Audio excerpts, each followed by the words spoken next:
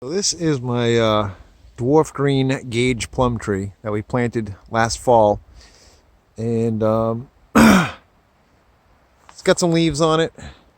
It's got a few little buds. You can see at the tops of the branches there's new growth, but the tree was growing very slowly.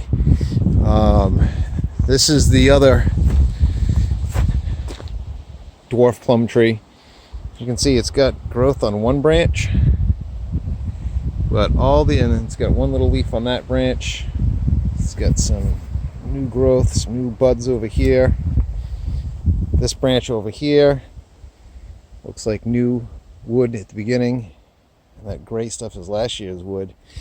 But if you look around, all of the wild trees, the native trees, all those are pine trees, but that's a little apple tree. Now that is a pussy willow, but there's a little apple tree right there. I'm sorry, apple tree's right there, a little sapling. And my cherry trees have flowers, but no leaves. Very tiny little leaves.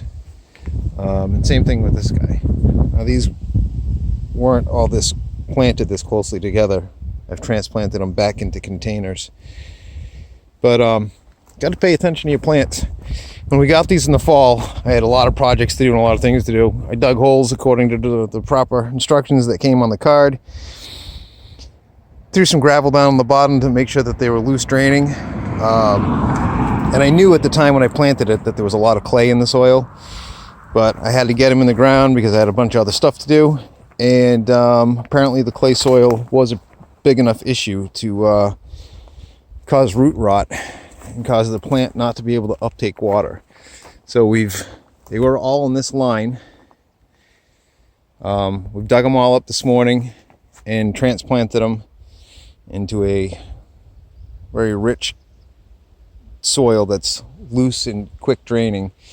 And so we put one of the plum trees in a big container, and we put the two dwarf cherry trees into containers bigger than what they came in, but not as big as I'd like. So, and then this one I actually put back in the same spot, but I dug out the hole about 3.5 feet wide, and then filled it with loose topsoil and potting soil, and made it so that drainage could get out. And when I took these things out of the ground, they basically came out with their plugs almost the way they went in, with all circular roots and being root bound. So I put them in a bucket with a hose and hosed off all the dirt and got them down to bare roots, with the exception of this one. I left some of the dirt on it. But before I transplant them all back in the ground in the same method, I know they'll be fine in pots and they'll grow their leaves and they'll bounce back that way. And that one in the blue bucket over there. But ideally I'd like to have them in the ground. And I have a water line that runs from the well there all the way up to the barn, so they have to be 10 feet over from that, and you start getting much further than that, then you start getting into shade in the early morning. Plus I have plans for a grape arbor and a chicken run over there, so that wasn't an ideal spot. And the rest of this stuff from the road is all this invasive viney crap which hasn't been cleared out yet, so that's not an ideal spot. So where I had them is the best spot for them, just doesn't have the best soil.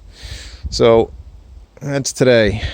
Transplanting the fruit trees from the ground back into pots, as silly as that sounds. But we'll keep updating you on it, and hopefully this solves the problem. And if this one bounces back, then I know I can use the same method to put the other three back into their original spots, and just amend the soil and dig it out. But they survived the winter just fine like this. They just couldn't take up enough nutrients in the spring to get going. So that's all I have to say about that.